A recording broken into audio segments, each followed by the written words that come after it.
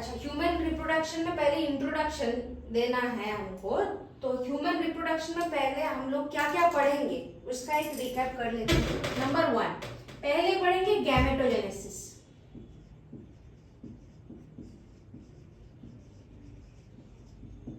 Gametogenesis का मतलब क्या होता है कि गैमेट फॉर्मेशन होना। गैमेट मतलब male gamete and female gamete. Male gamete क्या होता है? स्पर्म, और फीमेल गैमेट होता है ओवम। तो गैमेटोजेनेसिस में 2 चीज आता है, एक तो होगा कि स्पर्मेटोजेनेसिस, एक होगा oogenesis।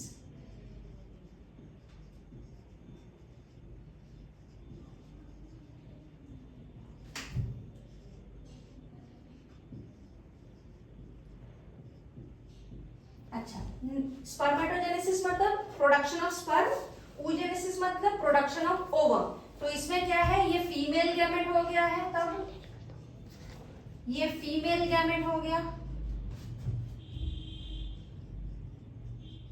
और ये हो गया male gamete.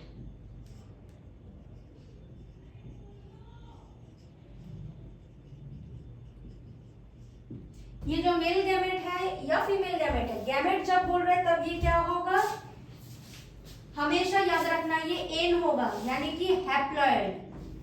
n is equals to 23 over here and ये हैप्लॉइड होगा। हैप्लॉइड मतलब n, डिप्लॉइड मतलब 2n। तो 2n is equals to कितना होगा, 46 मतलब डिप्लॉइड।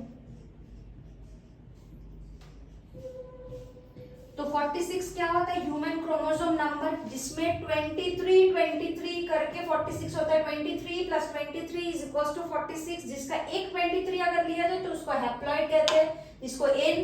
तो एन मतलब कि नंबर ऑफ क्रोमोसोम, ठीक है। तो इसमें 23 बोल रहे हैं तो ये हैप्लॉइड या एन हो गया। ये हो गया गैमेटोजेनेसिस। पहले हम लोग को क्या पढ़ना है ह्यूमन रिप्रोडक्शन में कि गैमेटोजेनेसिस क्या होता है। नंबर 2, उसके बाद गैमेटोजेनेसिस के बाद पढ़ेंगे इंसेमिनेशन।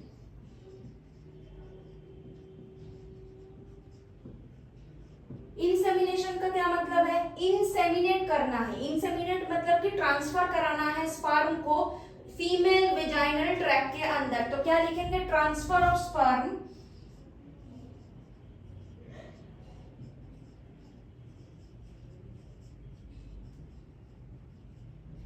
इनटू द फीमेल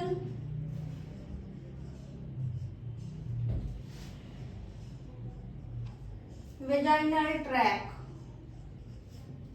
अच्छा, उसके बाद बोल रहा है नंबर 3, जब स्पर्म के साथ ओवम का मीटिंग हो गया है, इंसेमिनेट कर दिया है, मतलब कि इंसेमिनेट का मतलब होता है कि जब एक मेल का जो जेनाइटल ट्रैक है वो फीमेल जेनाइटल ट्रैक में चला गया, ट्रांसफर हो गया स्पर्म। अभी जैसे ट्रांसफर हो गया है वेजाइनल ट्रैक में, वो जाके क्या करेगा, फर्टिलाइज करेगा। तो फर्टिलाइजेशन।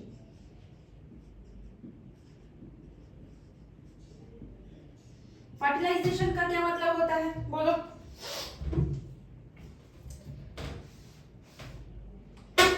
अच्छा, इधर देखो, फर्टिलाइजेशन का मतलब है कि जब मेल और फीमेल दोनों फ्यूज्ड होगा, तो fusion of male and female gamete, उसको क्या कहते हैं, फर्टिलाइजेशन। तो फ्यूजन ऑफ गैमेट्स।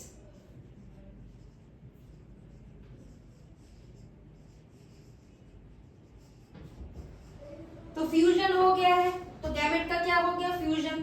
अब उसको कहते हैं फर्टिलाइजेशन। फ्यूज हो चुका है, अब चार जैसे फ्यूज हो गया, अब होगा कि फॉर्मेशन ऑफ ब्लास्टोसिस्ट।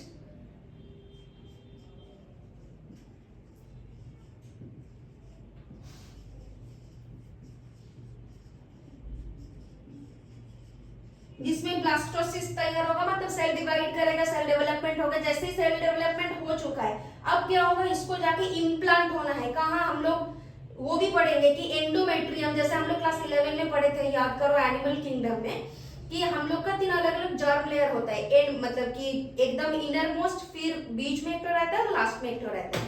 तो जब हम लोग का इनर मोस्ट जो लेयर है, जहां जाके इम्प्लांट होता है, वो उसको कहते हैं कि ब्लास्टोसिस्ट जब फॉर्मेशन हो चुका है, अब जाकर उधर इम्प्लांट होना है एंडोमेट्रियम में। तो एंडोमेट्रियम, मायोमेट्रियम और पेरीमेट्रियम, तीनों मेट्रियम है, जिसको जर्म लेयर कहते हैं, ठीक है।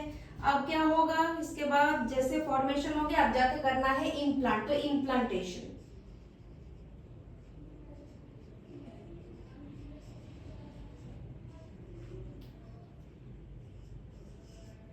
इसके बाद इम्प्लांट हो चुका है, अब 2 3 4 5 करके एक एक दिन करके वो बढ़ना शुरू कर देगा, 1 2 3 4 करके। जैसे ही वो बढ़ेगा उसको कहते हैं जेस्टेशनल पीरियड। क्या कहते हैं इसको?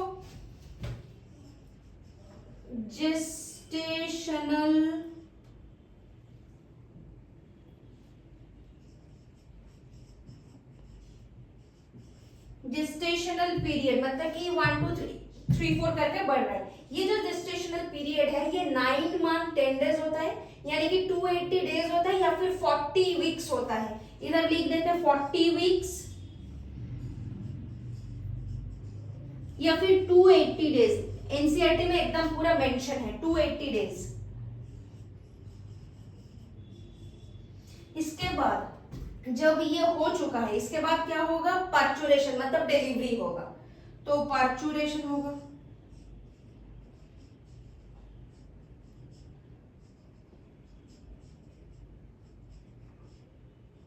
और उसके बाद क्या होगा? लैक्टेशन। इधर लिख रहा है 8 नंबर, इधर लिख दे रहा है लैक्टेशन। लैक्टेशन मतलब कि मिल्क प्रोडक्शन होगा मेमोरी ग्लैंड में और वो बच्चा को फीड किया जाएगा। तो number 1 gametogenesis, insemination, number 2, number 3 fertilisation, number 4 formation of blastocyst, number 5 implantation, number 6 gestational period, number 7 parturition and the last one is lactation. ये पूरा प्रोसेस है, हम लोग ह्यूमन रिप्रोडक्शन में एक एक करके ये टॉपिक को कवर करेंगे। ठीक है।